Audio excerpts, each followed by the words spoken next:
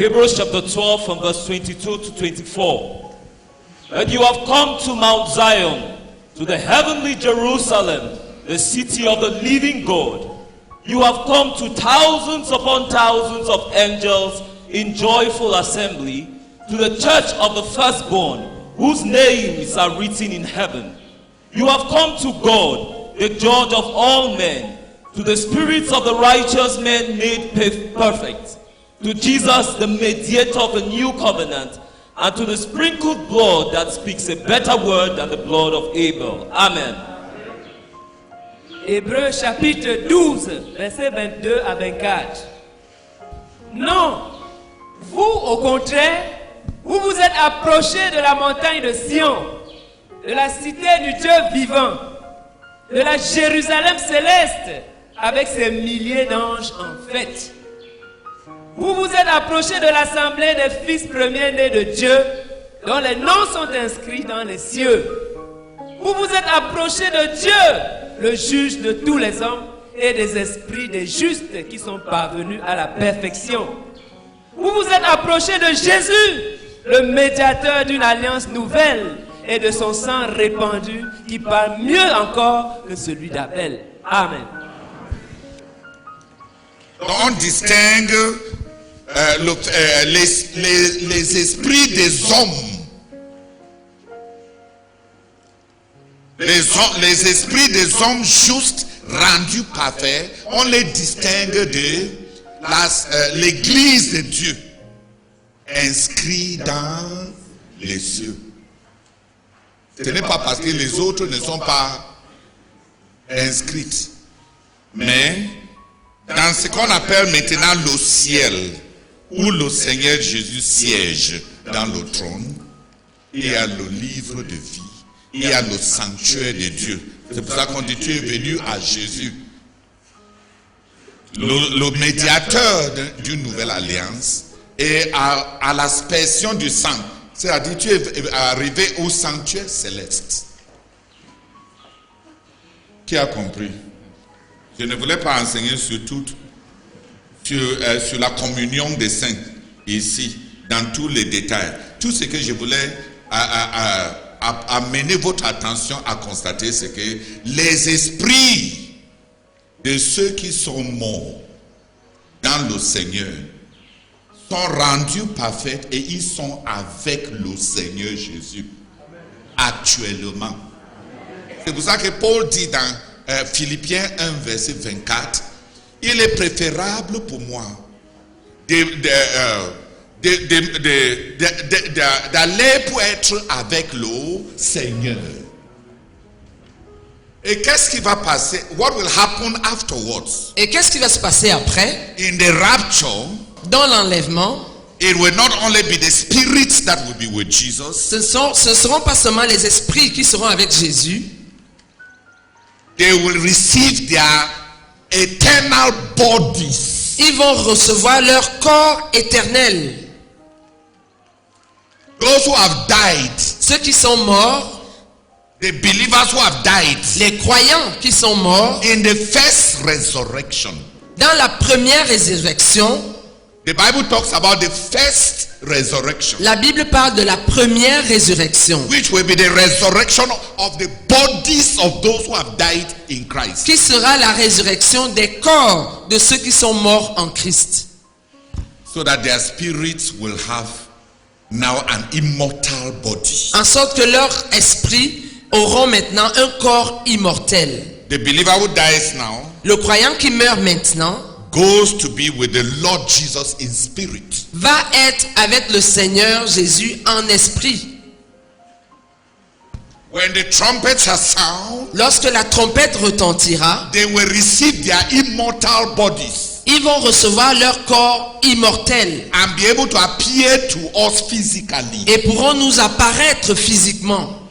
Because they shall return to this earth. Parce qu'ils reviendront sur cette terre.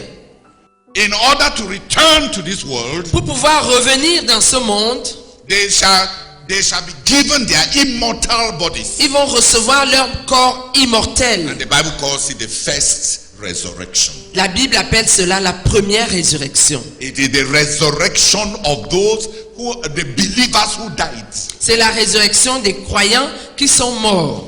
It is their bodies that have been decomposed. C'est leur corps qui s'est décomposé. But their spirits are with the Lord Jesus Mais leurs esprits sont avec le Seigneur Jésus in heaven, au ciel, in the presence of God, dans la présence de Dieu, in the presence of Christ, dans la présence de Christ, where the heavenly sanctuary is. là où se trouve le sanctuaire céleste.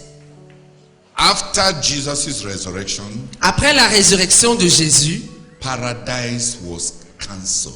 le paradis fut annulé. It was assimilated into heaven, Il fut assimilé au ciel, where Jesus has a throne. où Jésus a un trône. Heaven as a locality, Le ciel comme une localité, where Jesus is seated on the throne. où Jésus est assis sur le trône. Who has understood?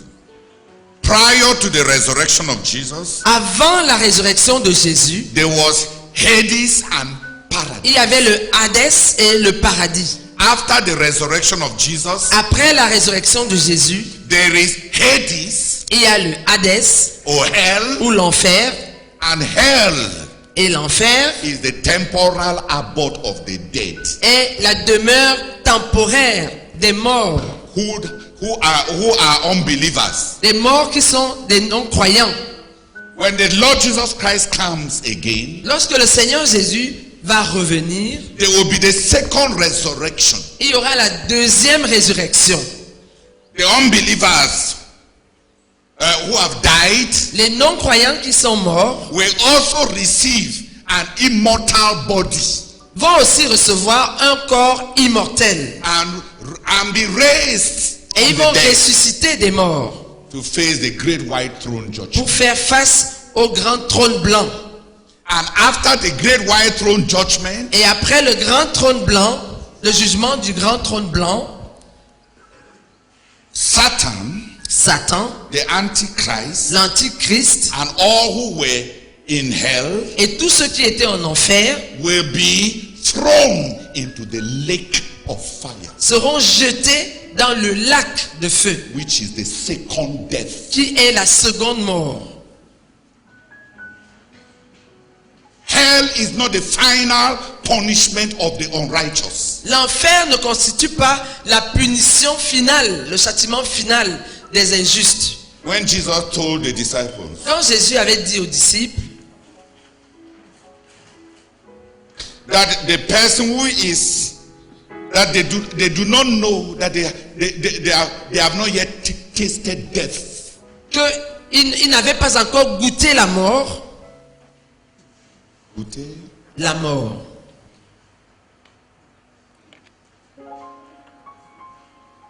physical death is not tasting death. La mort physique, ce n'est pas goûter la mort. Hell is not yet tasting death, L'enfer, ce n'est pas encore goûter la mort. because Parce que Satan has not yet been cast into hell. Satan n'a pas encore été jeté dans l'enfer. And the evil principalities and powers have not yet been cast into hell. Et les principautés et puissances de méchanceté n'ont pas encore été jetées dans l'enfer. Hell has not yet reached its apogee of torment. L'enfer n'a pas encore atteint son apogée de tourment. When Satan Mais lorsque Satan shall be cast into the lake of fire, sera jeté dans le lac de feu, and the unrighteous sinners et que les pécheurs, les impies who were in hell, qui étaient en enfer, like Revelation says, comme le dit Apocalypse, hell and all those who were those who are in it l'enfer et tous ceux qui y sont shall be thrown into the lake of fire. seront jetés dans le lac de feu. This is the second death. C'est la seconde mort. It is the death from which there is, where people shall encounter the anger of God in its eternity and in its almightiness. Là où les gens vont rencontrer la colère de Dieu dans son éternité et dans sa toute-puissance. C'est à partir de la doctrine de l'enfer comme un demeure temporaire de mort que les catholiques ont dérivé leur doctrine de purgatoire et de l'enfer. Du petit feu et de grands feux. Pas qu'ils ont raison, parce qu'on ne sort pas du petit feu. On ne dit pas que les catholiques avaient raison. Hein? Ils n'ont pas raison parce qu'on ne sort pas ni de petit feu, ni de grand feu. Personne ne sort. On ne peut pas prier pour toi quand tu es dans le petit feu jusqu'à ce que tu sors.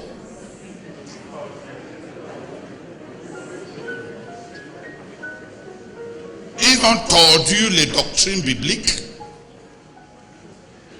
Le problème, c'est juste que même nos pasteurs n'étudient même pas les questions simples. Qu'arrive-t-il aux croyants maintenant quand ils meurent? Ce qui arrive aux croyants maintenant quand ils meurent, ce n'est pas ce qui est arrivé aux justes quand ils mouraient avant la résurrection de Christ. Avant la résurrection de Christ, le demeure de mort était réparti en deux.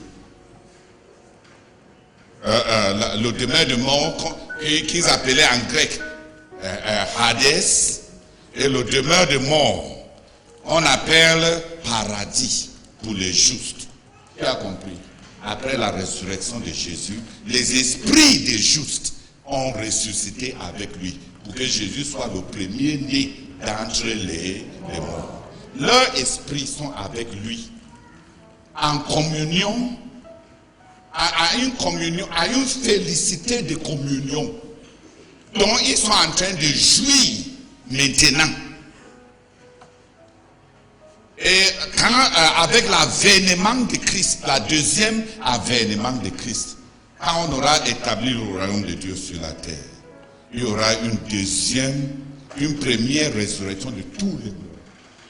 Pour les justes, dont les esprits sont avec Jésus au ciel, ils vont recevoir leur corps éternel avec lequel accompagner Jésus pour venir établir son royaume sur la terre. Pour les injustes, ils vont se ressusciter avec leur corps éternel, capable de souffrir sans s'habituer aux souffrances. Vous applaudissez. Non. Si tu connais l'enfer, tu vas prêcher.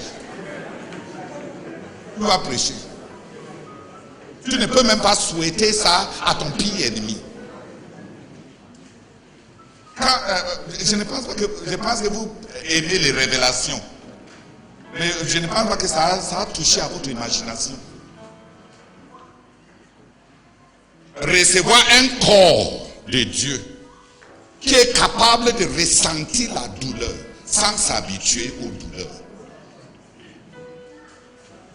Parce que dans ce monde-ci, même ton corps-ci s'habitue aux douleurs. À un certain seuil de douleur, tu ne sens plus la douleur. Mais le corps éternel du pécheur, Dieu lui donne un corps capable de ressentir la douleur. Et Jésus dit simplement, là où leur verre ne meurt jamais. C'est-à-dire que leur sensation reste intacte. Donc, à chaque moment, tu vas ressentir le tourment comme au premier moment où tu es entré là-dedans. On ne s'habitue pas.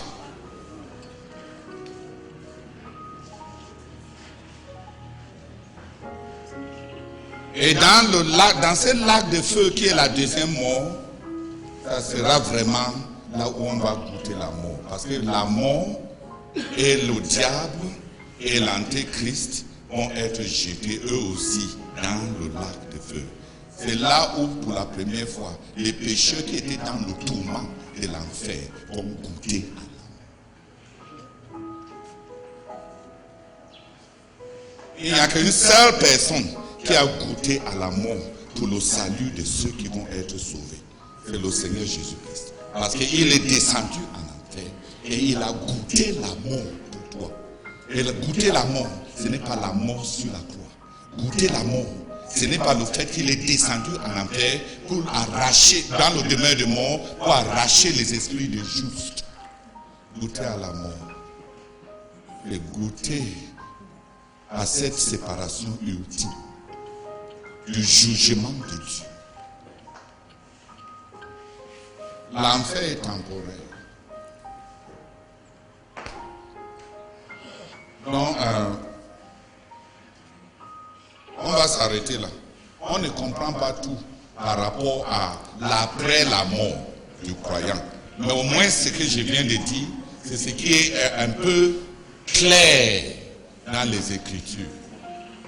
Il y a avant la résurrection de Christ, le demeure des morts était réparti en paradis et en Hadis. Après la résurrection, il y a Hadis qui reste là pour ceux qui meurent dans l'impiété, et il y a paradis qui a été assimilé avec le ciel. Les justes qui vivent, qui sont dans la félicité avec le Seigneur, maintenant, dans une communion permanente. Au deuxième avènement du Seigneur Jésus-Christ, les vivants ne vont pas précéder ceux qui sont morts. Ils vont d'abord recevoir leur corps éternel pour revenir avec le Seigneur. Parce qu'ils vont revenir avec le Seigneur. Et c'est pendant qu'ils reviennent que Dieu va changer, pour ceux d'entre nous qui sont vivants, que Dieu va changer nos corps mortels-ci en des corps éternels pour qu'on puisse les rejoindre. Tu as compris? Et pendant ces périodes-là, pour 1000 ans, les injustes vont rester en enfer. Pendant que nous prenons le temps pour imposer le royaume de notre Dieu encore dans la chair, ici sur la terre. C'est de ça que les témoins de Jéhovah parlent. Quand il dit qu'ils vont régner sur la terre, seulement qu'ils ne seront pas là.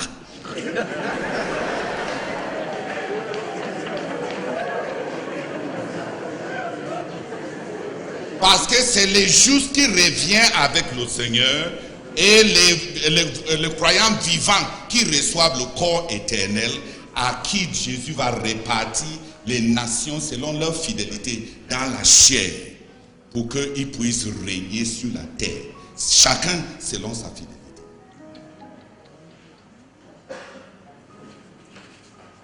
Donc, il y a des gens qui sont en train de prier là 16 heures par jour, et tu te moques qu'ils sont des sorciers. Attendons quand on va revenir. Peut-être c'est eux qui seront les présidents dans le pays Jésus va vous allouer, et toi tu seras un chef traditionnel. De 3e degré.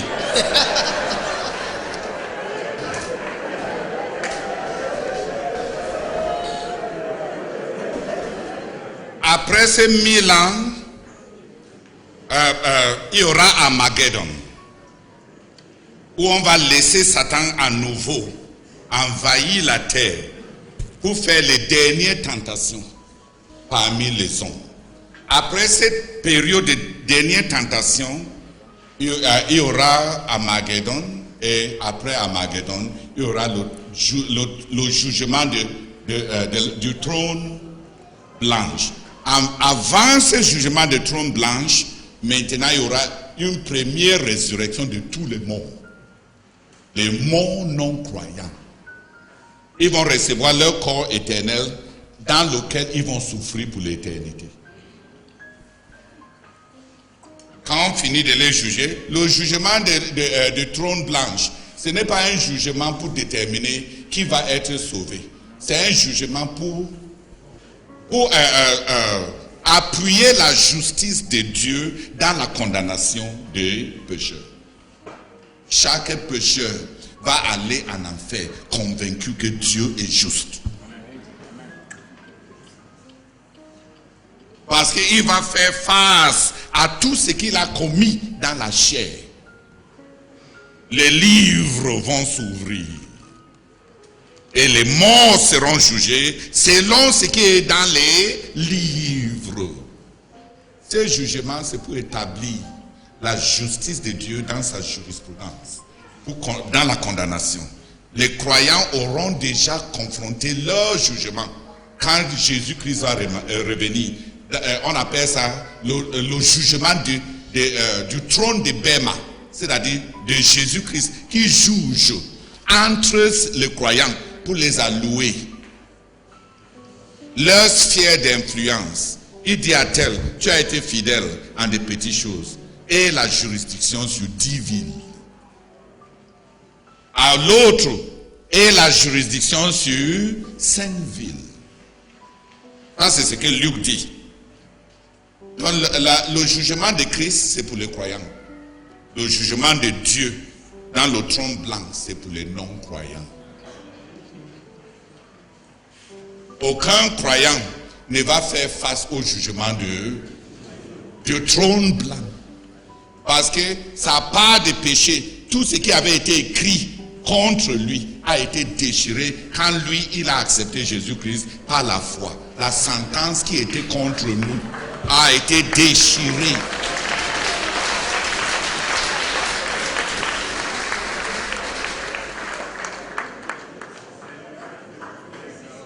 Mais les croyants vont être jugés à base du livre de vie par rapport aux actes, à leurs œuvres de justice pour déterminer leur rang éternel. Le jugement de Christ, c'est pour la stratification des croyants. Le jugement du trône blanc, le jugement de Dieu, c'est pour la condamnation des impies. Tu as compris? Aucun croyant ne va être dans le jugement du trône blanc. Et aucun non-croyant ne va être dans le jugement du trône de Christ. Qui a un peu... Va étudier ça toi-même. Hein? Qui va étudier ça maintenant? Oui, va lire. Étudier un peu. Pour que ta tête soit claire. Si tu aimes ce monde-ci, et tu es en train de dire que tout ce que Dieu t'a promis n'a pas marché, tu te trompes. On va revenir dans ce monde. Et il va nous donner les nominations selon notre fidélité pour exercer sur ce monde pendant une période de 1000 ans. Toi qui cherches des petites positions pour 10 ans. Ceux qui ont suivi le Seigneur Jésus cherchent des positions qui vont garder dans ce monde-ci pour 1000 ans. Bienvenue à l'ambition, mais il faut avoir les vraies ambitions. Et de chercher la grandeur qui ne va même pas durer 100 ans. Le premier verset, c'est ce qu'on a commencé à aborder. Moi, je viens d'un arrière-plan catholique. Je sais que beaucoup aussi viennent de cet arrière-plan-là. Lorsque le frère a enseigné, lorsqu'il nous a enseigné que nos dévanciers dans la foi nous regardent, la Bible dit que nous sommes entourés d'une nuée de témoins. J'ai senti dans moi mon cœur, lorsque les frères priaient, qu'il y a une dérive qui peut nous ramener à l'arrière-plan que nous avons connu au catholicisme.